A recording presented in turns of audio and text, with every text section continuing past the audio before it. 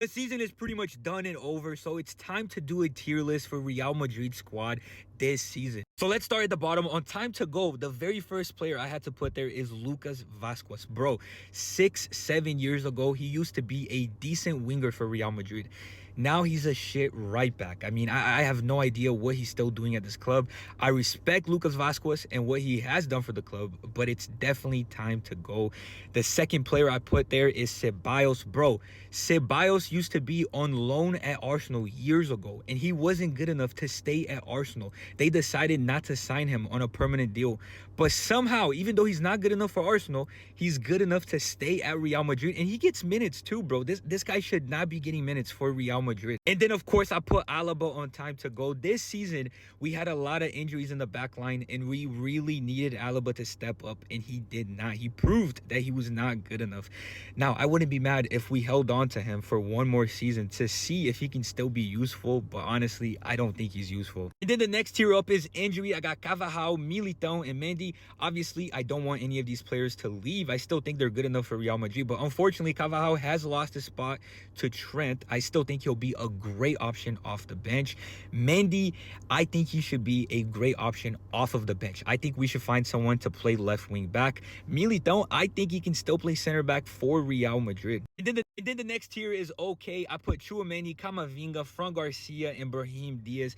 Now, maybe Camavinga could be on good. The reason Tchouaméni is on okay is because, unfortunately, he's had to play out of his position a lot. I've seen him play a lot at center back, and honestly, he's not good enough to be the center back, but that's not his fault that he's had to play that position. Fran Garcia is definitely not good enough to be the starter, but if he's our backup, I would not be upset with that. And then I put Brahim Diaz at okay because he had some moments, especially the moment against Atletico Madrid when he scored a banger, but I don't think his season was anything too special. That's why I put him at okay and not good. The next tier up is good, and I put Endrick under good. I already know there's going to be a lot of people who don't like this, but guys, think about it. This season, he was barely given any opportunities to play, and he still finished as Real Madrid's top scorer in the Copa del Rey and the second top scorer overall in the Copa del Rey.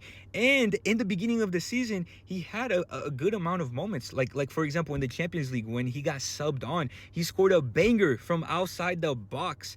If you take all of that into consideration and the fact that he's 18 years old, it's his first season at Real Madrid, his first season in Europe, and the fact that he was barely given any opportunities, I think it makes sense to put him under good. And of course, I put Asensio under good. We had a lot of injuries in the back line this season, and Asensio was a pleasant surprise. He's a good center back. He's young. There's a lot of potential there. And then I put Modric under good. I know he's 39. I know he's old, but he's still good. He's still quality. Way better than Ceballos.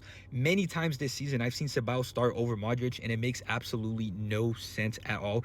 In fact, a lot of times Ceballos will get subbed off later in the game for Modric, and Modric would immediately improve the team. I heard he wants to play one more year at Real Madrid and retire for sure. Give him the 1-year extension. The next player I put under good is Rudiger. I know our backline has been our weakness this season, but bro, Rudiger has done his absolute best to maintain the backline. Without Rudiger and Asensio, this season would have been so much worse, bro. We would have been fighting for a Champions League position. And then I put Bellingham under good because last season, Bellingham had to play much more attacking since we didn't have Benzema. He had to go up a lot more, score goals, and get assists.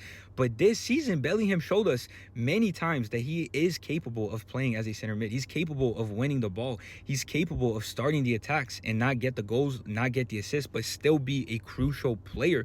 And that's great to know that he has that in his locker because we're going to need that next season. I also put Lunin under good. Obviously, Lunin didn't get to play a lot because Courtois is our starter. But whenever he did play, I felt like he did a decent job. And then, of course, I had to put Güler under good, even though he didn't get a lot of minutes this season. The last 2 months, he's been playing a lot more, and it's made me, and I think everybody, wonder why he hasn't got more minutes throughout the season. Rodrigo, I put him under good. I think his stats don't look amazing under La Liga, but his stats for the Champions League still look pretty decent. 7 goal contributions and I think 12 matches. But it hasn't been anything amazing. But to be fair to him, he is playing on the right when he is a left winger. And there's been some rumors going around that he's going to leave the club. I really, really hope that is not true. He's a legend of the club and he needs to stay at Real Madrid. Now, this is probably going to be the most controversial one. I put Vinny at great. Now, before you say anything, before you even say anything, look at these stats from Vinny. 7 assists, 11 goals in La Liga, 18 goal contributions in 29 matches. In the Champions League, 2 assists, 8 goals in 12 matches, 10 goal contributions in 12 matches in the Champions League. And don't forget the Copa del Rey. Look at this, 6 assists, 2 goals in 8 matches, 8 goal contributions in 8 matches. That's 21 goals and 15 assists in La Liga, Champions League, and Copa del Rey. Those numbers are great. Bro, top players all around Europe would love to have those numbers. There's no way I can put him any lower than great. I know his season isn't as good as it was last season, but it's still a great individual season from Vinny. And then, of course, I had to put Valverde under great this season, playing as a center mid, scoring bangers, doing his defensive responsibilities. And on top of that, he also had to cover for Carvajal and Lucas Vazquez, playing right back and doing a great job. Significantly better job than Lucas Vazquez. And of course, I put Courtois under great. Bro, Courtois is consistently great for Real Madrid every single season, no matter what. Of course, we conceded a lot of goals this season, but that's due to the problems we had in our back line, the injuries. It wasn't Courtois' fault. Without Courtois, it would have been way worse. And then under WoW, there is only one player that can be put there, Mbappe. Despite the problems we had this season, Mbappe is still the top scorer of La Liga, and he's potentially going to win the Golden Boot for Europe, all of Europe. If Mbappe was capable of scoring all the goals he did this season, despite all the problems we had, can you imagine next season, now that our problems are being sorted, can you imagine the amount of goals Mbappe is going to score? Bro, we are going to take off. We have Dean from Bournemouth coming in. We got Trent, the best right back in the world, coming in.